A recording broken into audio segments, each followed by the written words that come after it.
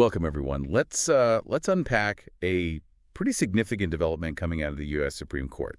It impacts healthcare funding, specifically Medicaid. Our deep dive today is looking at a recent ruling, or maybe non-ruling, concerning organizations like Planned Parenthood. Yeah, it's really fascinating what the court actually did, or rather didn't do. By deciding not to hear appeals from some lower courts, they effectively confirmed something. Okay, confirmed what exactly? That individual U.S. states, they can block Medicaid funding from going to Planned Parenthood and, similar health providers.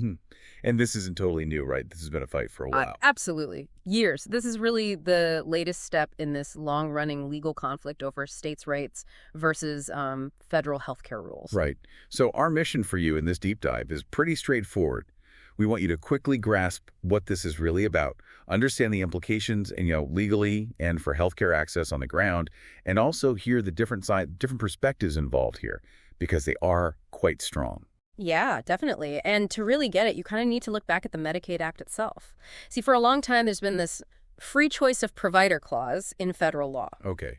Free choice, meaning? Meaning, generally, if you're on Medicaid, you can choose any qualified healthcare provider. The core legal question recently has been, can a state decide a provider like Planned Parenthood is unqualified just because they also offer abortion services?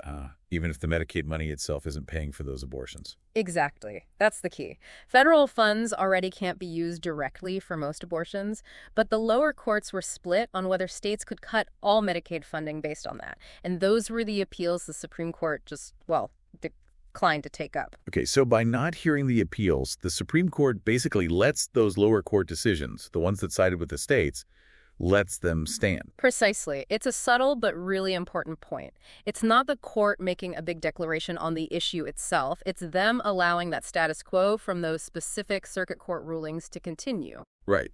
And that leads into the argument from the states and groups supporting this outcome, doesn't it? The indirect support idea. Yes, that's central for them. You hear this from several Republican-led states, pro-life organizations. They argue that even if Medicaid dollars don't directly fund abortions, any public money going to an organization that also provides abortions, well, it indirectly supports the whole operation.